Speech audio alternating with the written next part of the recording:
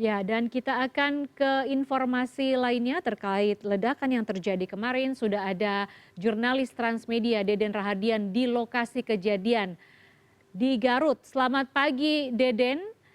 Anda tepatnya berada di mana pagi hari ini dan bagaimana situasi di TKP pagi ini, Deden? Baik, selamat pagi Lia. Benar sekali saat ini saya sedang berada di pertigaan jalan dari jalan utama Jalan Raya Cibalong menuju ke titik lokasi peledakan amunisi kadaluarsa yang dilakukan kemarin. Dari titik jalan ini diperkirakan jaraknya sekitar 1 kilometer menuju lokasi. Untuk aktivitas hari ini penjagaan masih tetap dilakukan di sekitar persimpangan atau pertigaan jalan ini. Petugas TNI kemudian kepolisian berjaga, mereka melarang siapapun warga yang tidak punya kepentingan untuk mendekati ke lokasi karena masih dikhawatirkan terjadi atau ada potensi-potensi yang membahayakan masyarakat ketika memang mendekat dengan tidak terkendali.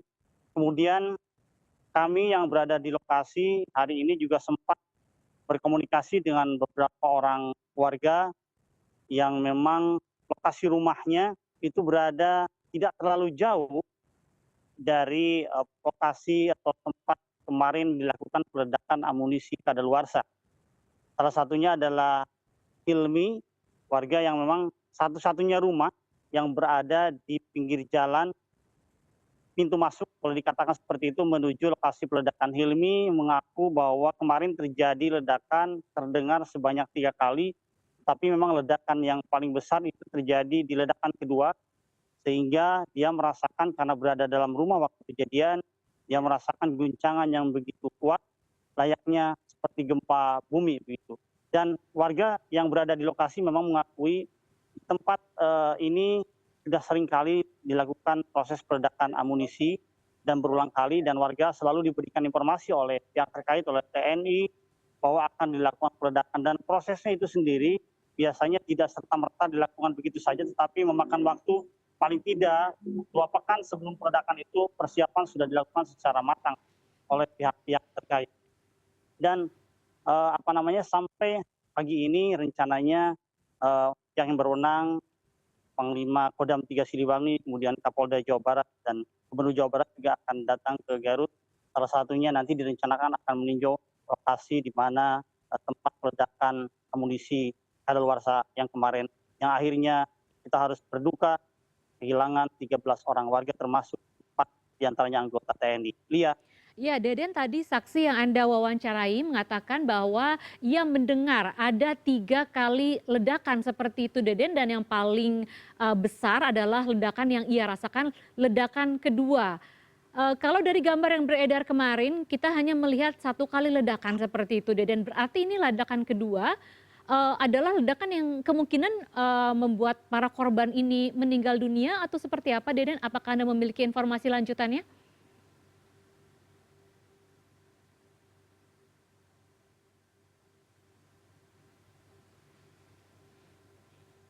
Deden, Anda masih bisa mendengar suara kami Ya, dari studio? ya, Ya, pendengar ya, ya, sedikit putus-putus karena memang kondisi di sini berada sebetulnya lokasinya lumayan berada di perkebunan, jadi baik. sinyal telekomunikasi juga sedikit terganggu gitu ya. Hmm. Deden, Bagaimana ya? ya, Deden, tadi Anda mendapatkan kesaksian dari salah seorang warga bernama Hilmi yang mengatakan mendengar ledakan terjadi 3 kali. Kemudian yang dari gambar yang kami dapatkan kemarin, beredar juga kemarin, ada terjadi 1 kali ledakan, kemudian berbondong-bondong motor datang begitu ke bagian ledakan itu. Apakah kemudian setelah itu terjadi 2 ledakan lagi yang menyebabkan korban begitu, Deden? Apakah Anda punya informasi lanjutannya? Baik, terkait video yang beredar, itu ledakan kemudian ada rombongan pemotor yang masuk menuju ke titik ledakan. Sampai detik ini saya masih mencoba mengkonfirmasi terkait keberadaan video tersebut. Tetapi memang faktanya ada 9 warga sipil yang jadi korban meninggal dunia dalam peristiwa ini. Dan sampai saat ini proses identifikasi itu masih dilakukan bukan dilakukan, masih keluarga masih menunggu proses dipulangkannya jenazah dari RSUD Pamengpeuk Garut. Dan Mhm. hari ini tim DPI Polda Jawa Barat juga membuka posko postmortem. Ini salah satunya adalah untuk menjadikan atau memberikan ruang kepada masyarakat yang merasa kehilangan anggota keluarganya pasca kejadian ledakan amunisi atau peledakan amunisi yang sudah kadaluarsa kemarin.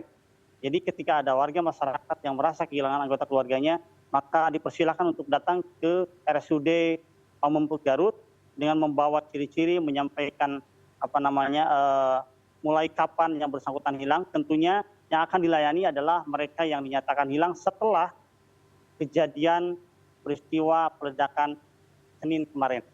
Dan sampai tadi pagi saya mengkonfirmasi belum ada warga yang melaporkan kehilangan, tetapi memang bisa ketika melihat video yang beredar ketika ada rombongan motor, ketika memang kita hitung itu jumlahnya antara 14 sampai 16 orang, sementara kan korban yang meninggal dunia ada 13 orang, maka bisa jadi memang ada hal-hal yang lain yang kemungkinan akhirnya kepolisian membuka dengan tim DPI-nya membuka posko untuk mencari tahu apakah ada Baik. lagi warga lain yang Mhm. menjadi korban atau yang hilang pasca kejadian ledakan tersebut, Lia. Baik, jadi kemungkinan itu masih ada ya, karena kalau lihat dari gambar juga mungkin itu bisa dihitung lebih dari 9 orang begitu yang terlihat mengendarai motor menuju ke lokasi ledakan. Deden, Anda juga tadi sebutkan terkait persiapan matang yang dilakukan sebelum ledakan atau pemusnahan amunisi terjadi.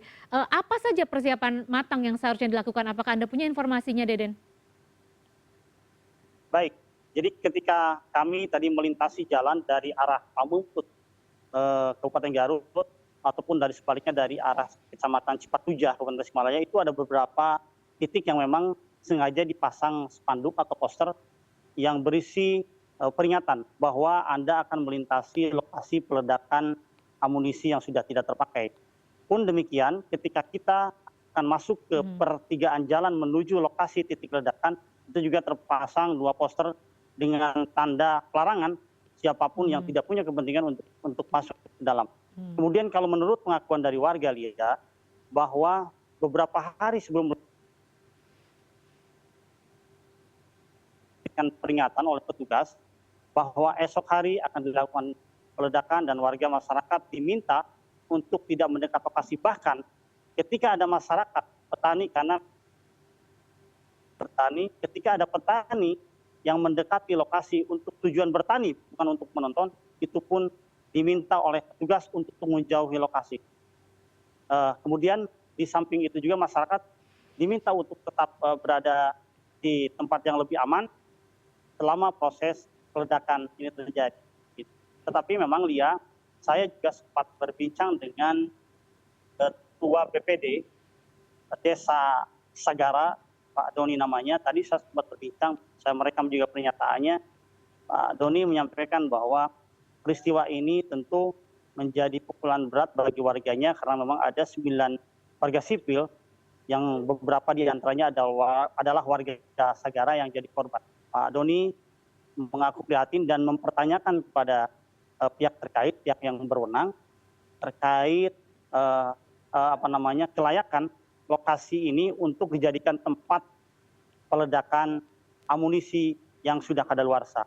Mengingat di lokasi ini di samping memang ada pemukiman, gitu, di lokasi juga merupakan daerah BKSDA yang memang seharusnya terlindungi dari sudut pandang kemargasatwaan.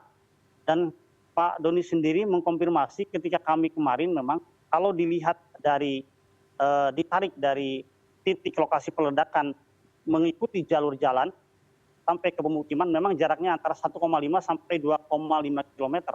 Tetapi kalau ditarik lurus dari titik ledakan menuju pemukiman terdekat, menurut Pak Doni itu jaraknya hanya 500 sampai 800 meter.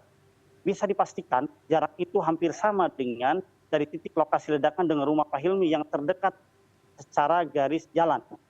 Gitu. Jadi ketika Pak Hilmi kemarin merasakan getaran yang begitu besar, suara dentuman yang begitu besar, maka kemungkinan besar masyarakat yang ada di kampung yang juga lokasinya itu sekitar 5.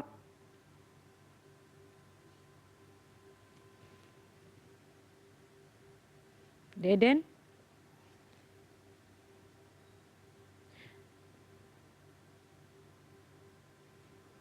Baik, kami mohon maaf, sepertinya kami terkendala komunikasi dengan jurnalis Transmedia, Deden Rahadian. Namun kami akan mencoba untuk kembali terhubung dan melihat lebih dalam terkait dengan insiden yang terjadi kemarin langsung dari lokasi kejadian.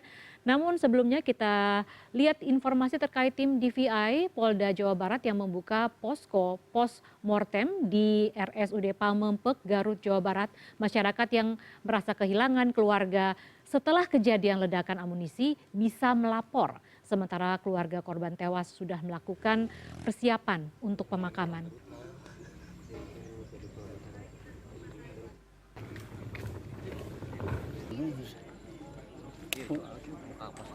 Ya, harapan saya sebagai keluarga korban itu ya memohon kepada pemerintah, terutama instansi terkait lah yang melibatkan warga sipil dikerjakan menuntut pertanggungjawaban, karena kan korban meninggalkan anak yang masih sekolah, tanggungan keluarga lah.